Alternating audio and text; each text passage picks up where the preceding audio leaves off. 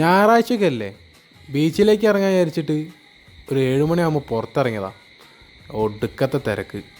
അപ്പോഴാണ് ഓർമ്മ വന്ന് 139 രൂപയ്ക്ക് തവാ ചിക്കൻ കിടന്ന കാര്യം. എന്നാൽ പിന്നെ നേരെ അങ്ങോട്ട് വിട്ടാലോ വിചാരിച്ചിട്ട് അവിടേക്ക് പിടിച്ച്. ഇവിടെ ആണെങ്കിലോ അതിനും വലിയ തിരക്ക്.